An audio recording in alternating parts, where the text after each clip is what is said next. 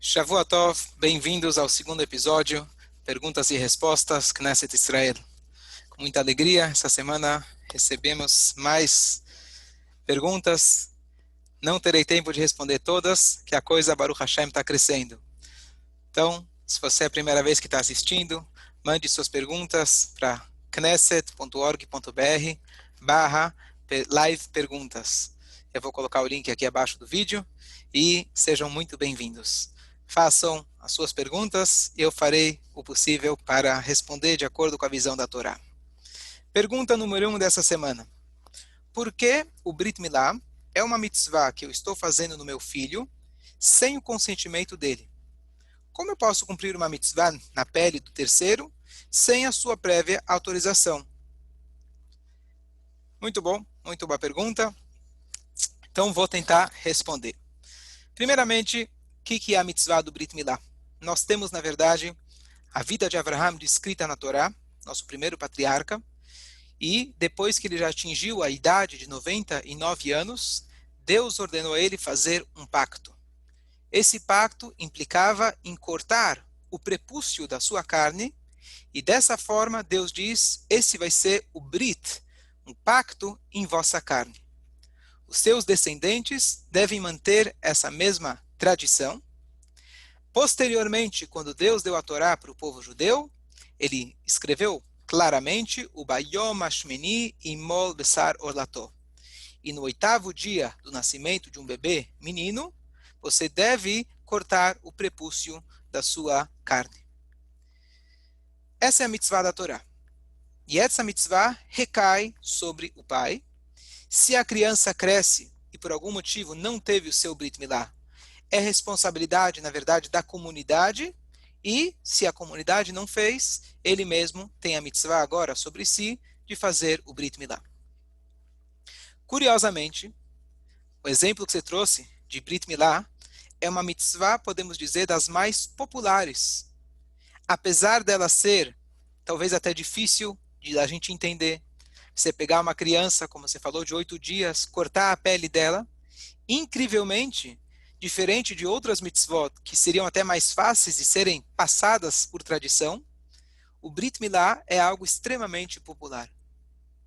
Lembrando que o Brit Milá, ele deve ser feito por um mohel, alguém que é cuidadoso justamente com a mitzvah do Brit e com as outras mitzvot que implicam no pacto com Deus, porque o Brit Milá não é uma cirurgia, e sim um pacto, um procedimento espiritual. O fato que essa mitzvah ela é tão conhecida e altamente aceita por todas as gamas do povo, isso já mostra para a gente quanto essa mitzvah nos liga com Hashem. Quando a gente diz que é um pacto, pacto significa uma ligação aonde você não tem como desfazer essa ligação. Quando eu digo para um amigo, vamos fazer um pacto de paz, significa, mesmo que posteriormente a gente possa ter divergências, o nosso pacto vai garantir que estaremos sempre juntos. E essa é a mitzvah que Deus nos deu. A sua pergunta, curiosamente, na verdade, era um motivo de discussão entre Yitzhak, o segundo patriarca, e o irmão dele, Ismael. Lembrando que Abraham, antes de ter o filho Yitzhak, ele tinha tido o filho com a sua serva, Hagar, o filho chamado Ismael. E ele, quando fez o seu próprio Brit Milá, Abraham, com 99 anos, juntamente com ele fez as pessoas da sua casa, incluindo o Ismael, o filho, que na época tinha 13 anos. Posteriormente, quando nasceu Yitzhak, ele foi o primeiro a fazer o Brit Milá com 8 dias. Quando Yitzhak foi crescendo, haviam, a Torá descreve para a gente, discórdias entre eles. Tanto é que a Sara, por ordem divina, Abraham teve que acatar, e eles mandaram o Ismael fora de casa. Qual que era o motivo da discussão? Eu vou dizer um dos motivos da discussão. Exatamente o que você colocou. O Ismael falava, o que é melhor? O que tem mais valor para Deus? Um bebê que não sabe o que está fazendo. Ninguém perguntou para ele se ele quer ou não quer. Ou eu, com 13 anos de idade, com toda a coragem, com consciência, eu fiz o meu Brit Milá. Tem lógica o que ele está dizendo? Por que será então que nós mantivemos a tradição, e a Torá fala para a gente, de fazer com 8 dias? Não seria muito mais nobre? Claro que é mais difícil, mas é isso que tem valor. E a resposta é a seguinte: a maneira de um ser humano limitado se conectar com Deus ilimitado pode ser, muitas vezes, limitada à sua compreensão. Como uma pessoa busca Hashem? Como uma pessoa normalmente tende a procurar se conectar com a divindade? Muitas vezes, através do seu estudo, empenho, pensamento. E quanto mais a pessoa desenvolve, que aliás, isso também é parte do nosso estudo da Torá, a gente entende mais a sabedoria divina. Qual é o problema disso? O problema é que se a minha conexão com Hashem, ela depende apenas da minha compreensão, a minha conexão será sempre limitada ao tamanho da minha compreensão. Brit Milá significa uma declaração, assim que a criança nasce, de que você está ligado com Deus independente da sua lógica. É claro que é mais nobre, eu concordo. Seria muito mais bonito, um sacrifício maior. A criança está pronta para cortar a parte de sua carne por Deus. Mas não é esse o intuito e o significado do Brit Milá. O Brit Milá significa um pacto. Significa uma conexão muito além da razão. Você nasceu agora, a tua Neshama, a tua parte espiritual, parte divina, vai se desenvolvendo e ela começa a penetrar justamente na hora do Brit Milá para o menino. Então, a ideia do Brit Milá é justamente a conexão muito além da lógica. Ponto número 1. Por isso a gente faz com essa idade. Aí você perguntou, mas você está fazendo na pele de um terceiro.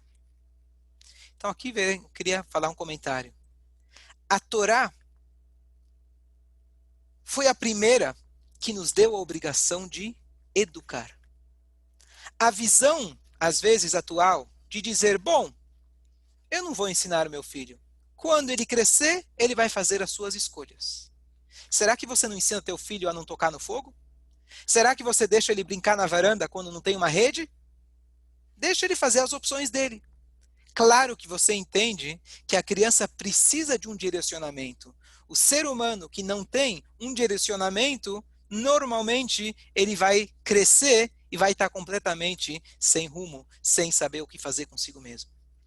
A ideia da Torá, de toda a Torá, quando a gente fala em educar, significa que o pai, sim, não é direito, ele tem a obrigação, responsabilidade de fazer tudo que é para o benefício material e físico do seu filho e também espiritual. Se você sabe que você cumprindo essa mitzvah, você está realizando, na verdade, esse pacto de forma clara e declarada com Deus, é tua obrigação de dar essa oportunidade. Pelo contrário, o filho pode crescer lá na frente e dizer por que você me privou dessa mitzvah por tantos anos. Pergunta número 2. Essa pergunta é uma pergunta de Alahá, pergunta de leis. A proposta desse fórum, perguntas e respostas, não é responder perguntas de Alahá, e logo vou explicar por quê. Eu vou ler a pergunta e logo vou explicar. É possível esquentar comida de Shabat colocando a panela sobre um metal no sol? Então deixa eu só explicar rapidamente. A Torá se desenvolveu, a explicação dela se desenvolveu através da Torá oral. A Mishnah, depois o Talmud, os comentaristas dos comentaristas, até que no ano 1500, século XVI aproximadamente, foi escrito o Código de Leis Judaico. Lá nós temos todas as diretrizes práticas. É a mecânica do judaísmo. Então vira e mexe, as pessoas que buscam cumprir a mitzvah da melhor maneira possível, surgem dúvidas. Como devo fazer tal mitzvah? Qual é a lei dessa mitzvah específica? Então, a dificuldade num fórum como esse responder essas perguntas é porque a Mishnah, a ética dos pais, fala: faça para você um rabino. Uma vez que as halachot, as leis, elas dependem de muitas circunstâncias, e ela, a própria lei, tem diversas opiniões, para você ter uma resposta clara, a pessoa que está recebendo a pergunta tem que saber quem está perguntando. Por quê? Depende, por exemplo, se você é Sfaradi ou Ashkenazi. Depende qual é o contexto que está se falando. Então, é muito difícil, num fórum como esse, a gente responder perguntas alárricas. Então, a direção é sempre, quando tiver perguntas alárricas, você deve consultar um rabino face a face, ou no mínimo, com as metodologias, com os métodos tecnológicos. Mas, só respondendo, na verdade, vou aproveitar essa pergunta para dar uma breve explicação sobre uma das leis do Shabat. Deus criou o mundo em 6 dias, no 7º dia ele descansou, e ele fala para a gente que nós devemos descansar no 7º dia. Quando nós saímos do Egito, recebemos uma mitzvah, uma obrigação, ainda antes do Sinai, de cumprir o Shabat. Se você ler toda a Torá, você não vai encontrar praticamente nenhuma lei do que significa descansar. Será que é dormir? Será que é ir para o parque? Será que é descansar com a família? Então, uma das fórmulas de se interpretar a Torá, eu digo fórmulas, uma linguagem emprestada da matemática, porque as fórmulas são precisas, imutáveis, o que muda são os números da fórmula, mas a aplicação, que a lógica que você tem que fazer é a mesma. Então, um dos princípios de interpretação da Torá, eu estou resumindo, é o princípio da aproximação. Quando dois assuntos na Torá estão um ao lado do outro, a gente tira uma conclusão. A gente não, mas o Talmud ele tira conclusões. A Torá descreve para a gente que Moshe reuniu todo o povo, para Parashat Vayakel, e ele deu para eles a ordem do Shabat, e logo em seguida a Torá começa a descrever a construção do tabernáculo móvel que eles tinham lá. Então essa justa posição, não trabalhe com, logo em seguida ele fala o que deveria se trabalhar. Então a dedução que foi passada oralmente desde Moshe é que aquilo que era um trabalho no templo, aquilo que era necessário, aliás, para poder ter a construção do templo, então isso se torna proibido no Shabat. Então, por exemplo, lá se fazia tintas para poder tingir os tecidos que cobriam o tabernáculo. Então, essa tinta, na verdade, para você conseguir fazer ela, você precisava de uma planta. Para você plantar, você precisa semear. Então, desde o início do processo até o final, se tornam proibições no Shabat. Por exemplo, semear, regar, cortar, peneirar, assar, cozinhar e assim por diante. Resumindo-se em 39 proibições. E essas são as proibições chaves do Shabat.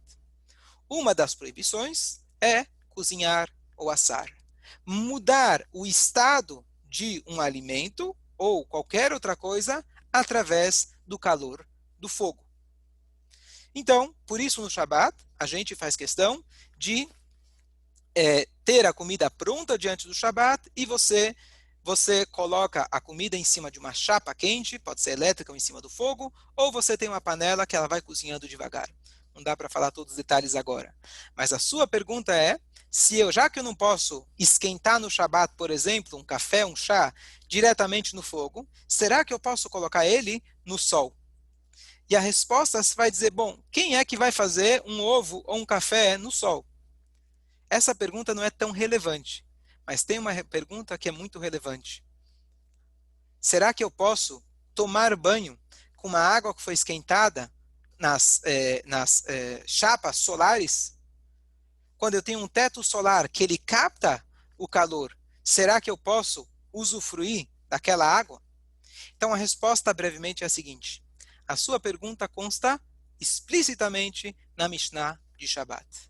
A Mishnah fala o seguinte, nós não podemos esquentar com o fogo e não podemos esquentar com algo que veio do fogo. Por exemplo, se eu esquentei uma panela, depois eu jogo água quente nela, mesmo que ela já não está sobre o fogo, isso é proibido. É permitido, diz a Mishnah, eu esquentar algo no sol diretamente. Agora a dúvida surge, será que eu posso esquentar algo através de que eu exponho, por exemplo, a panela ao sol, a panela se aquece com o sol e ela esquenta a água? A Mishnah traz duas opiniões. Uma diz que é a mesma coisa do que algo que é proveniente do fogo é igual ao fogo. Então, algo que é proveniente do sol é igual ao sol, que seria permitido. A segunda opinião diz não, que essa é a opinião dos sábios, a maioria dos sábios, e eles dizem que, na verdade, uma vez que você pode se confundir, então ambas as situações que já é em segundo estágio se torna proibido, e assim está legislado, assim está na Halahá. Em termos práticos, alguém vai dizer, bom, será que eu posso então tomar banho quente ou usufruir, fazer um café com uma água que foi esquentada no teto solar? Então é interessante que, na verdade, o teto solar, o sol, ele esquenta as chapas. São as chapas que esquentam a água. Então a gente entra no mesmo problema. Além disso, a água quente, muitas vezes no misturador, vai se misturar com água fria. A água quente misturando com a água fria, você vai estar cozinhando a água fria. Então, essa é a resposta para a sua pergunta. Vamos passar para a próxima. Almas. Quando pedimos pela elevação das almas, podemos dizer que isso ocorre literalmente? Ou a alma permanece aqui neste plano, entre nós mesmos? E se não permanece, qual sentido teria de irmos ao cemitério, onde o corpo de nosso ente querido está sepultado? Então, a sua pergunta é muito boa, e aqui eu gostaria de explicar o seguinte. Existe o termo que a gente fala Avinu Sheba Shamayim, o nosso Pai que está nos céus. A gente, quando quer apontar para a espiritualidade, a gente, entre aspas, aponta para cima. O conceito de cima e baixo não se aplica para coisas espirituais. Tempo e espaço define apenas coisas físicas. Portanto, ideias, por exemplo, são atemporais. A alma ela é atemporal e ela não tem limite de tempo ou espaço. Maimônides escreve, o Talmud escreve, por exemplo, que os sábios, os justos, estão sentados nos céus estudando a Torá. Ele diz, é óbvio que não estão sentados, não tem cadeira lá. Não existe sentado. Sentado é uma forma de dizer que eles estão, entre aspas, focados. Os anjos têm asas. Não tem asa. É uma forma de dizer que eles não estão limitados ao peso da matéria. Então, quando a gente fala de alma, então a alma não tem aonde ela está. Um exemplo simples. Você compra uma geladeira. Você conecta ela na tomada e a eletricidade começa a passar pelos fios e gela. Quando você desliga a geladeira, o que acontece com a eletricidade? Para onde ela foi? A resposta não é para onde ela foi. Ela voltou para onde ela sempre esteve. Ou seja, numa frase curta e interessante, será que existe vida após a morte? Não. A alma continua viva. Então não tem vida após a morte. O que era vivo, continuou vivo. A eletricidade da geladeira voltou para onde ela estava. E o corpo por si nunca teve uma vida por si. Então, ele voltou a quem ele era. Ele nunca esteve vivo por si mesmo. Isso é só uma forma de colocar. Então, essa é a ideia. Então, a sua pergunta é, então, por que se vai ao cemitério? Então, na verdade, apesar de que a alma não tem como a gente dividir, mas só usar um termo, que é o que a gente consegue se comunicar, um resíduo da alma fica no corpo. No início, nos primeiros dias, mais, e conforme o tempo vai passando, e tem menos presença no corpo. Por que a gente enterra? A gente enterra porque a Torá fala, do pó vieste, ao pó voltarás. Existe, na verdade, um respeito máximo que devemos dar para um corpo. Além disso, existe sempre um resíduo desse corpo, que ele se chama etzem, luz, um osso chamado luz. A gente não sabe se é um osso, literalmente, ou uma pequena célula que sempre sobra do corpo. E, quando o Mashiach chegar, a ressurreição vai se dar a partir da reconstrução do corpo desse osso chamado o osso luz. Ele fica na nuca. Então, o corpo sempre ele tem ainda uma conexão com a alma. Por isso, nós, seres humanos limitados, a gente precisa, entre aspas, ter um lugar físico aonde a gente pode e deve rezar em prol do falecido e pedir para que também ele apele para Deus. Então, essa é a ideia. Próxima pergunta. Eu gostaria de entender por que nos referimos ao Rebbe no presente. O Rebbe diz, o Rebbe fala, o Rebbe escreve. Mas uma outra questão que não é clara para mim.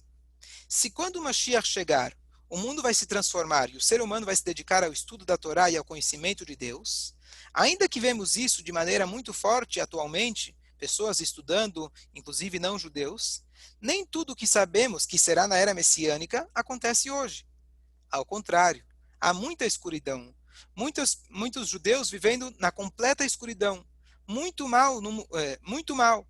Eu gostaria de entender. Muito bom.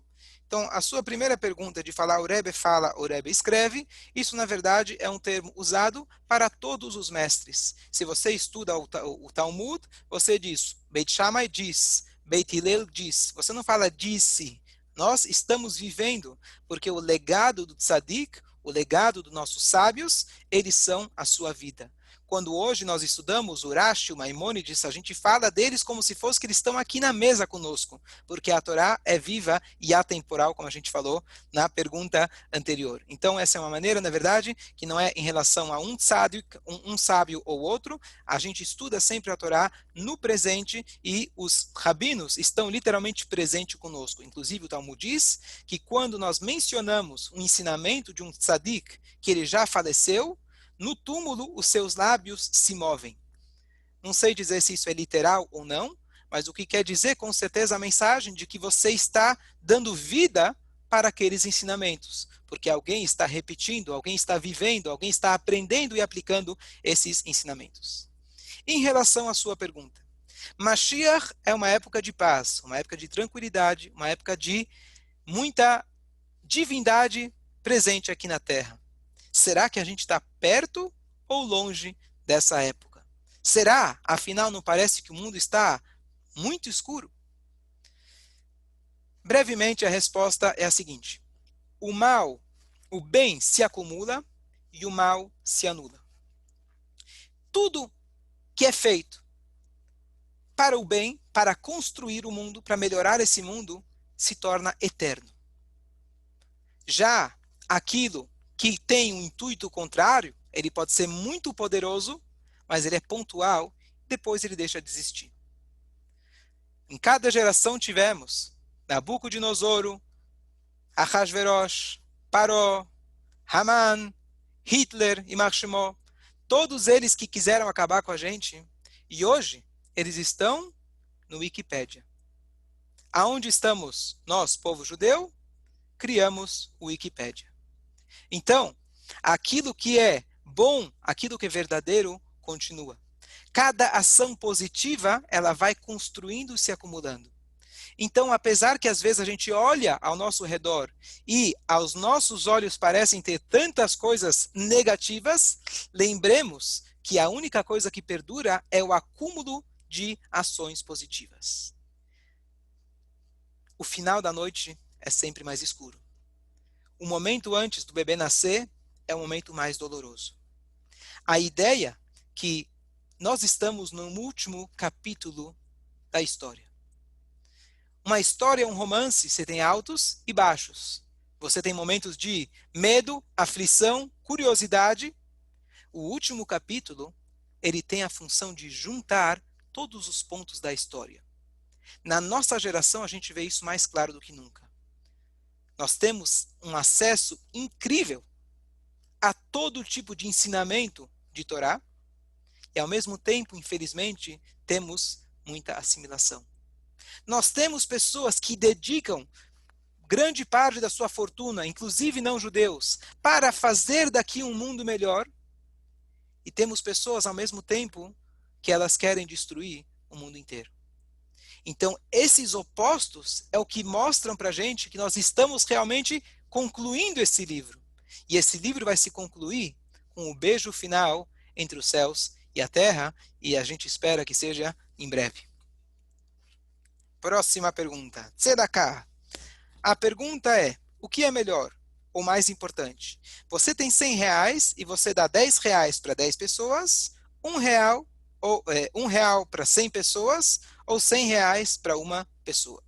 Muito boa pergunta. Então, basicamente, o que é melhor? Se eu tenho 100 reais, eu dou de uma vez para aquela pessoa ou eu divido? Então, existem alguns conceitos. Conceito número 1. Sempre que eu puder dar mais vezes tzedakah, a quantidade supera o valor. A importância de eu dar várias vezes R$ 1 é muito maior do que eu dar uma única vez 10 ou 100 reais. Isso vem de uma Mishnah do Pirkei Avot. 3 palavras. Hakol, 4. Hakol lefirov amaaseh. Tudo é de acordo com a abundância das atitudes. O Maimônides, ele conclui justamente nas suas leis de tzedakah, que é justiça social, que nós devemos fazer o possível de dar o máximo de vezes possível. E ainda nós temos uma explicação mais profunda de que cada mitzvah que a gente faz, cada vez que a gente acessa essa espiritualidade, a gente está transformando um mundo maior. Então, um exemplo simples. Se você vai na academia, você quer saber como você vai ficar forte. Se eu levantar 10 quilos uma vez por dia, ou se a cada dia eu levanto 10 vezes 1 quilo? A resposta é clara. Agora, existem situações que são vários cenários, não dá para a gente definir assim, mas se vem uma pessoa que ela precisa daqueles 100 reais, às vezes não é o momento de você parar e pensar, não, eu vou deixar você de lado, eu só vou te dar um porque eu preciso garantir as minhas atitudes. Tzedakah a gente foca principalmente na necessidade do outro. Principalmente não, unicamente na necessidade do outro. Você não está dando tzedakah porque você quer ganhar méritos. Você está dando tzedakah porque o dinheiro que você recebeu foi te dado para você administrar ele da melhor maneira possível. Então tem, por exemplo, uma situação, uma pessoa que já abriu o seu apelo publicamente, ou seja, alguém que se expõe e ele passa pedindo de um em um, você tem menos obrigação de dar para ele. Por quê? Porque ele já abriu o seu apelo, igual que ele pediu para você, ele vai pedir para outro. Já se alguém vem para você de forma sigilosa, apenas um exemplo, você tem muito mais obrigação de dar para ele, porque a pessoa ainda não se expôs. Possivelmente você é a única pessoa que pode ajudá-la. Então depende da situação. Às vezes sim, você tem que dar tudo que você tem, ou tudo que você pode dar, dentro dos limites descritos na lei, mas o conceito geral, eu, por exemplo, sempre que eu recebo meu salário, então eu pego, por exemplo, 50 reais, troco por moedas, em vez de dar esses 50 reais de uma vez, e a cada dia, antes das rezas, assim por diante, eu vou dando essas moedinhas. O valor é o mesmo, só que eu fiz muito mais vezes a tzedakah. Disputa entre vizinhos judeus. Tem o vazamento de um apartamento em cima do meu, e ele é judeu. A construtora não se responsabiliza por consertar. De quem é a responsabilidade? Eu escolhi falar sobre essa pergunta não porque eu tenho a resposta, é impossível dar a resposta, sem saber exatamente qual é a situação, como é o vazamento, da onde veio o vazamento, mas eu queria, na verdade, abranger o conceito geral sobre vizinhos, que é algo que às vezes pode ser muito bom ou o contrário. Em relação à sua pergunta, rapidamente, o Shulchan Aruch, o Código de Leis Judaico, tem exatamente essas palavras. Eu vou colocar embaixo depois o link. Exatamente se tinham duas pessoas morando um em cima do outro. Em qual situação, se está caindo água de cima para baixo, quem é responsável? Então, se a água ela cai diretamente, não há dúvidas de que você, que está em cima, você é o causador disso.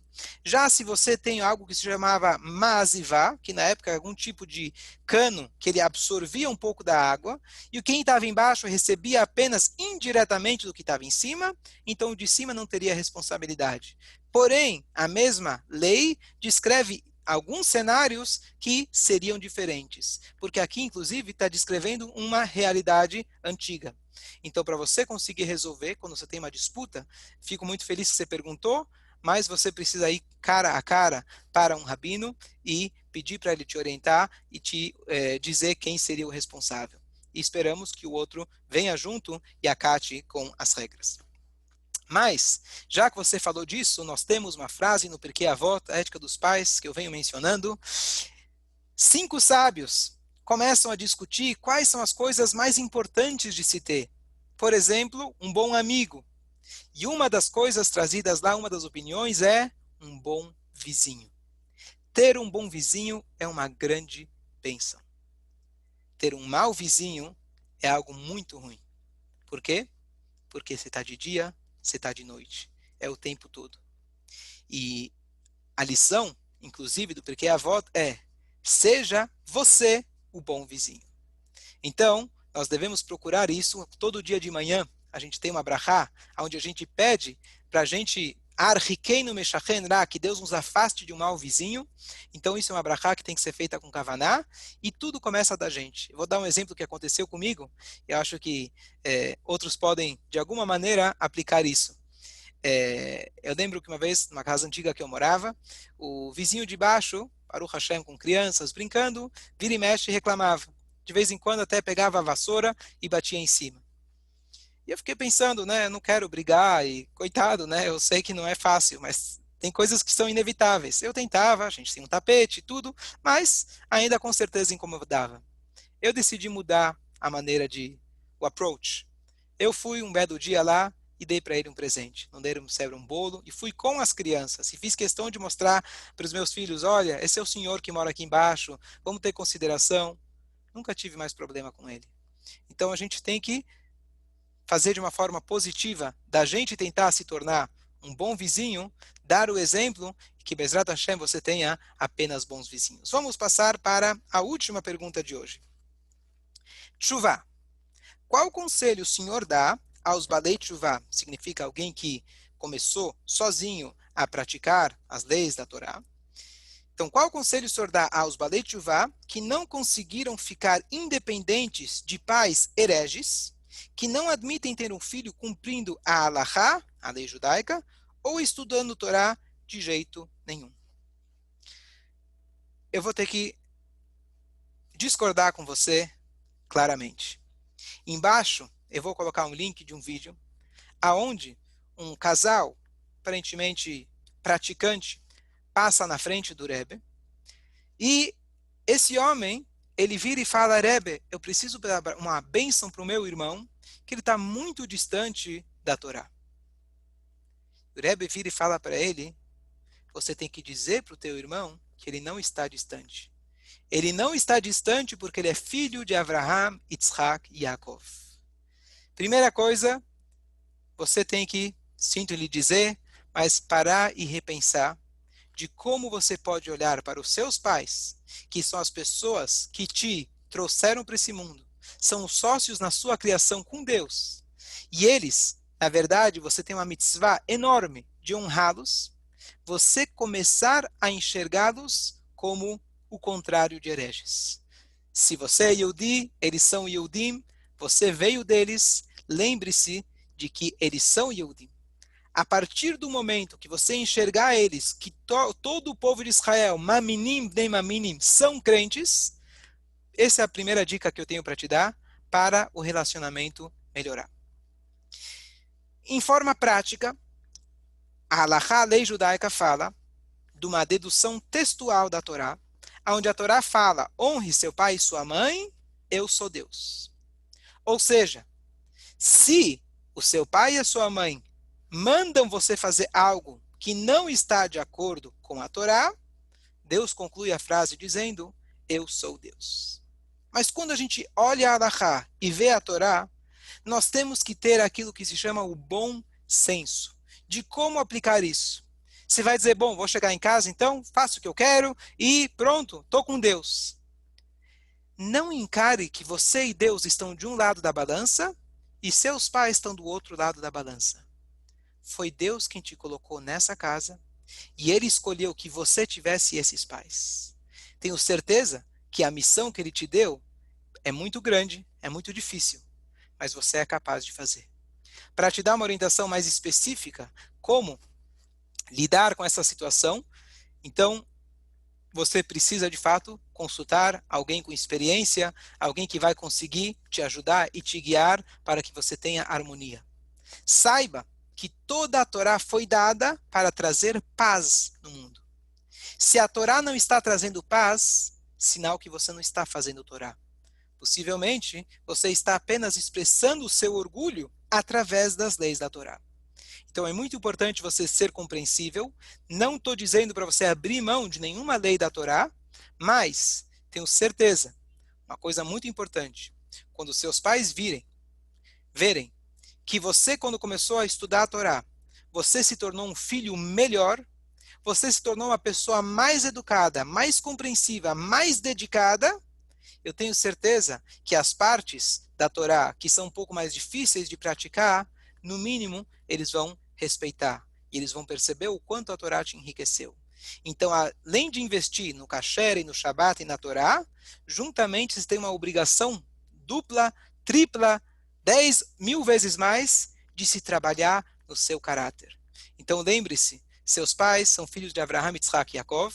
Agora, em termos práticos, consulte alguém.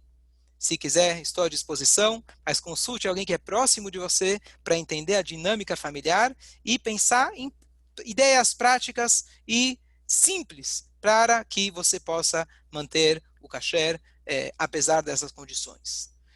Uma boa semana para todos. Tem mais perguntas, se Deus quiser, a gente continua semana que vem. E eu vou colocar o link embaixo, quem quiser enviar perguntas, comentários. E, além disso, eu vou colocar as fontes embaixo do vídeo. E ele vai ser postado nesse canal do YouTube. E também vai ser postado na página da sinagoga.